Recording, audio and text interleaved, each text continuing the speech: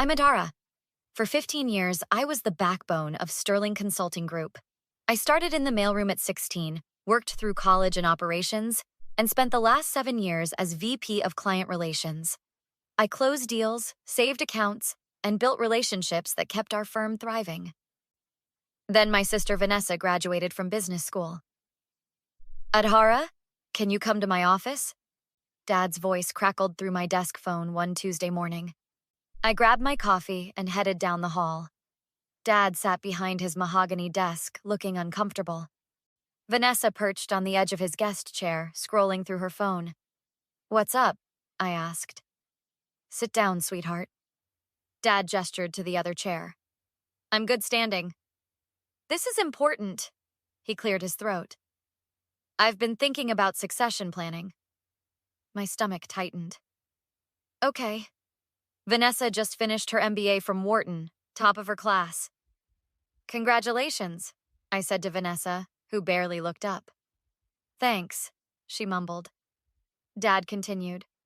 I think it's time to bring fresh perspective to the company. New ideas, modern approaches. We've been implementing new strategies for years, I said carefully. The digital transformation project I led increased our client retention by 30%. That's wonderful, honey, but what? Vanessa finally set down her phone. Dad thinks I should take over as CEO when he retires next year. The words hit like a sledgehammer. You've never worked here a day in your life. I have an MBA from Wharton, Vanessa said, examining her nails. I have 15 years of actual experience. Girls, please. Dad raised his hands. Adhara, you're invaluable to this company.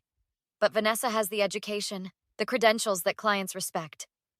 The clients respect me because I've earned their trust over years of delivering results. This isn't up for debate, Dad said, his tone hardening. Vanessa will shadow me for the next 6 months, then take over. You'll report to her. Report to her? You'll still be VP of Client Relations? Nothing changes except the organizational chart. Everything changes.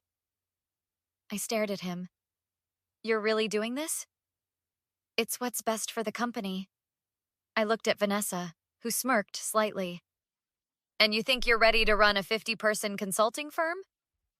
I think I have the vision this company needs to grow, she said. What vision? You don't know the first thing about our clients, our culture, our processes? That's why I'll be learning from Dad, Vanessa replied smoothly. And from you, eventually. From me. Once I'm settled in, yes. You can teach me the day-to-day stuff. My hands clenched. The day-to-day stuff? You mean the actual work that keeps this business running? Adhara, that's enough. Dad stood. This decision is final. I expect your full cooperation during the transition. I walked out without another word. Marcus, our senior operations manager, found me in my office 20 minutes later. I heard, he said, closing the door. I'm sorry. Did you know? He mentioned it last week. Asked my opinion. And? Marcus sat down heavily. I told him it was a mistake, that you've earned this position 10 times over. But he's doing it anyway. He believes Vanessa's degree gives her more credibility with Fortune 500 clients. Those clients don't care about her degree. They care about results. I know. Marcus leaned forward. For what it's worth, most of the senior team thinks this is wrong. But nobody's going to say anything. He's the owner. What can we say? I laughed bitterly. Nothing, apparently. How are you going to handle this? I don't know yet. I stared at my computer screen. But I'm not going to just roll over and pretend everything's fine. Be careful, Adhara. I've seen him dig in when people push back. I've given 15 years to this company, Marcus. 15 years. I know you have. That was 3 months ago. Vanessa officially took over as CEO 4 weeks ago. Yesterday, everything fell apart. My phone rang at 7 in the morning. Dad's name flashed on the screen. What? I answered. Adhara, we have a crisis. We? Please, I need your help. Vanessa lost the Henderson account. I sat up in bed. Henderson Manufacturing? Our $10 million client? They terminated the contract this morning. How? Can you come to the office? We need to discuss this in person. 30 minutes later, I walked into the conference room. Dad looked haggard. Vanessa sat in his old chair at the head of the table, arms crossed defensively. Marcus and 2 other senior managers were already there. What happened? I asked. Vanessa glared at me. James Henderson is an unreasonable dinosaur who refuses to accept innovative approaches. Innovative approaches? Marcus repeated carefully. I presented him with a complete restructuring of our service model. More efficient, more profitable for us. You restructured our agreement without consulting him? I asked slowly. I'm the CEO. I don't need his permission to improve our business model. Vanessa, Henderson Manufacturing is our client, I said. We provide services to them. You absolutely need their buy-in before changing how we deliver those services. They were getting too comfortable with the status quo. Dad rubbed his temples. Adhara, can you call James? You've worked with him for 5 years. Maybe you can smooth this over. Smooth it over? She just cost us our biggest client. I tried to modernize an outdated relationship, Vanessa snapped. You destroyed a relationship I spent 5 years building, I shot back. What exactly did you propose? Vanessa shifted uncomfortably. I suggested we reduce our on-site consulting hours and transition to a digital platform model. Henderson specifically requested on-site support. That's the whole point of our contract. That's inefficient? That's what they're paying for, Marcus cleared his throat. When did you present this to Henderson? Monday, Vanessa said. In our quarterly review. You ambushed him with a complete service change in a quarterly review? I couldn't believe it. It wasn't an ambush. It was a strategic pivot. Did anyone review this proposal before you presented it? I looked at Dad. He avoided my eyes. Vanessa felt confident in her approach. Confident, I repeated. Henderson called me personally when I managed that account every week. He trusted us because we listened to his needs. And you walked in and told him you were changing everything? I was trying to increase our profit margins, Vanessa insisted, by alienating our biggest client. One client, she said dismissively. We have others. Henderson represents 20% of our annual revenue, Marcus said, losing his patience. We'll find new clients, better clients. I laughed harshly. With what sales team? With what reputation? When word gets out that we unilaterally altered a major contract without client approval, who's going to trust us? That's not going to happen, Vanessa said, but she sounded uncertain. It's already happening, Marcus interjected. I got a call from Sandra Patel at Riverside Industries this morning. She heard about Henderson and wants to discuss our contract. She sounded worried. Dad's face went pale. Riverside is our second largest account. Exactly, I said. This is what happens when you prioritize an MBA over actual client relationships. That's not fair, Vanessa protested. Fair? You want to talk about fair? Dad stood abruptly. Adhara, will you call James Henderson or not? Why would he talk to me? I don't work on his account anymore. You gave that to Vanessa. But you have a relationship with him. Had. Past tense. You made it very clear that my relationships, my experience, my 15 years of work didn't matter. This is bigger than your hurt feelings, Vanessa said coldly. I turned to her slowly. My hurt feelings? You've been CEO for 4 weeks and you've already lost our biggest client. How many more before you admit you're in over your head? I'm trying to transform this company. You're destroying it. Adhara, please, Dad said. What do you want? What do I want? I stood. I want you to admit that handing the company to someone with 0 experience was a mistake. I want you to acknowledge that I earned this position. But that's not going to happen, is it? The room fell silent. Marcus spoke carefully. There may be more immediate problems. I've been reviewing the client files since Vanessa took over. Several proposals she sent out have significant issues. What kind of issues? Dad demanded. Pricing errors, scope discrepancies. One proposal promised deliverables we can't possibly fulfill with our current staff. Vanessa's face flushed. Those were strategic offers. They were mistakes, Marcus said bluntly.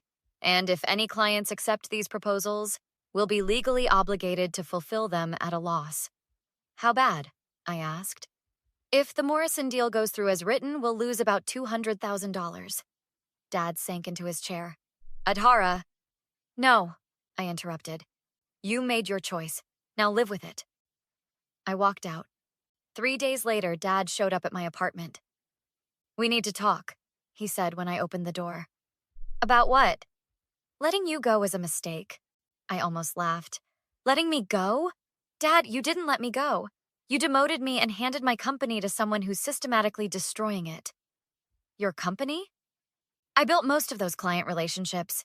I designed our service model. I trained half the staff. Yes, my company. Can I come in? I stepped aside. He entered awkwardly. Vanessa made some missteps, he began. Missteps? Dad, she lost Henderson. Sandra Patel terminated our contract yesterday. That's another $8 million in revenue. And Marcus tells me 3 more clients are asking for proposal reviews. I know. Do you? Because you don't seem to understand what's happening. Your company, our family company, is collapsing. That's why I'm here. Come back, help fix this. Help fix it? I warned you this would happen. You were right. I should have listened. The admission should have felt satisfying. It didn't. So what's your plan? I asked. I come back, clean up Vanessa's mess, and then what? Report to her again? We'd restructure, give you more authority. While she's still CEO. He hesitated. She's my daughter too, Adhara. I can't just admit you were wrong? Can't just do what's right for the company? It's not that simple. It's exactly that simple. You chose nepotism over competence. Now you're losing everything because of it. That's not entirely fair. I stared at him. Not fair. You gave her my job. You made me report to someone with 0 experience. You dismissed 15 years of my work, and now you want me to save you? I'm asking you to save the company. Why should I? It's not mine anymore, remember? You made that very clear. Adhara, please. Think about the employees. Think about Marcus. About Jennifer. About everyone who depends on Sterling. Don't you dare, I said quietly. Don't you dare use them as leverage after you ignored their concerns about this decision. A knock interrupted us. I opened the door to find Vanessa standing there. I saw your car, she said to Dad, then noticed me. Oh, having a secret meeting. We're discussing the company situation, Dad said. Without me? I'm the CEO. That's the problem, I said. Vanessa's eyes narrowed. This is your fault. You turned everyone against me. I didn't have to turn anyone. You did that yourself by losing $20 million in contracts. Those clients were unreasonable. They refused to adapt. They refused to let you unilaterally change agreements they'd signed. That's not unreasonable, that's business. You're just bitter because Dad chose me. I'm angry because you're destroying something I spent 15 years building. Maybe if you'd been more supportive during the transition. Supportive? You wanted me to teach you how to do the job that should have been mine. Girls, please. Dad intervened. No, let her talk, Vanessa said. Let her explain how she's better than me. Fine. I know every client personally. I understand their needs, their concerns, their business challenges. I built relationships based on trust and results. You showed up with an MBA and an attitude, changed everything without consultation, and drove away our best clients. That's the difference. I was trying to innovate. You were trying to prove yourself without putting in the work to understand what you were proving yourself in. And now people are losing their jobs because of your ego. Vanessa stepped closer. At least I had the courage to take risks. You just maintained the status quo. I grew the company by 30% over 5 years. That's not maintaining anything. That's strategic, sustainable growth built on solid relationships? Built on being Dad's favorite. I laughed in disbelief. His favorite? Vanessa, he gave you the company. With 0 experience, 0 preparation, 0 understanding of what it takes to run a business. How am I his favorite? You always got more attention, more praise. I earned it by working every day for 15 years. Adhara, that's enough, Dad said sharply. No, it's not enough, I shot back. You two need to hear this. I'm done. I'm not coming back to fix your mistakes.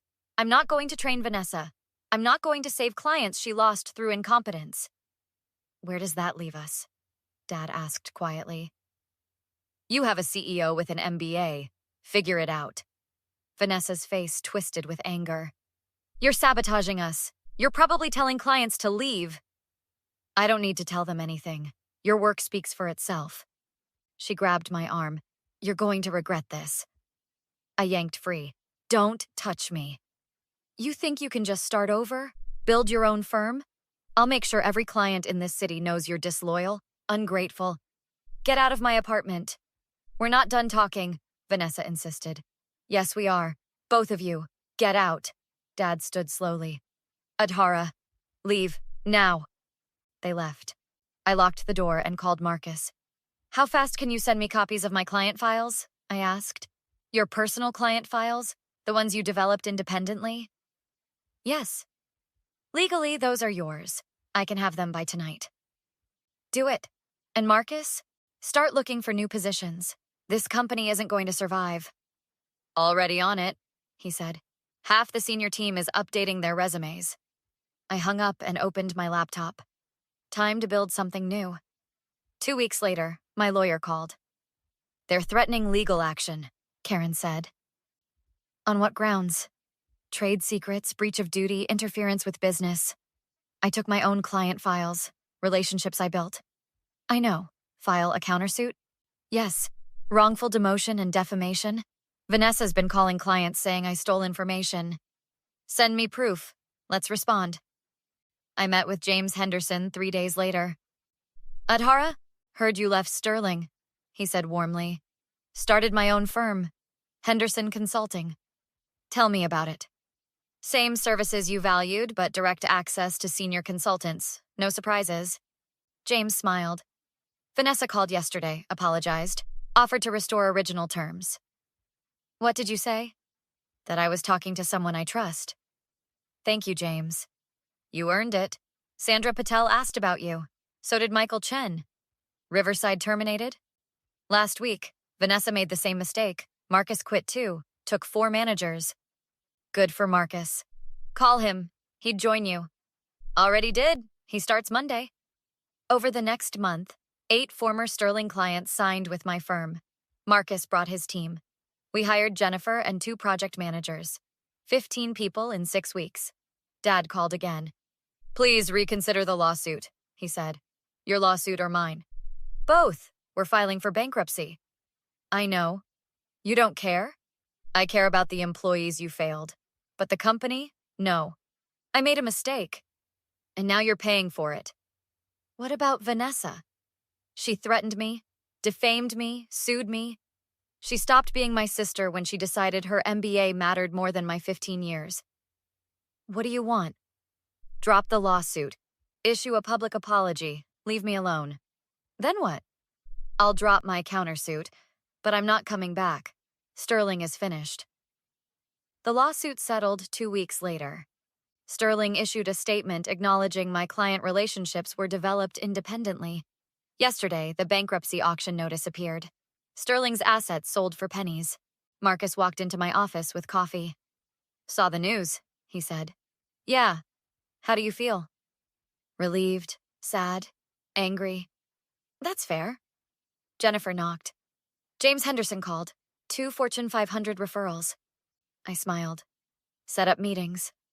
Marcus raised his cup. To new beginnings. I clinked mine against his. Built the right way.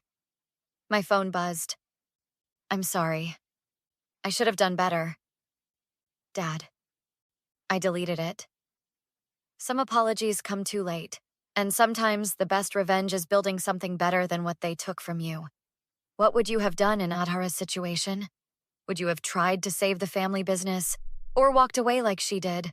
Let me know in the comments below, and don't forget to like and subscribe for more stories about standing up for yourself.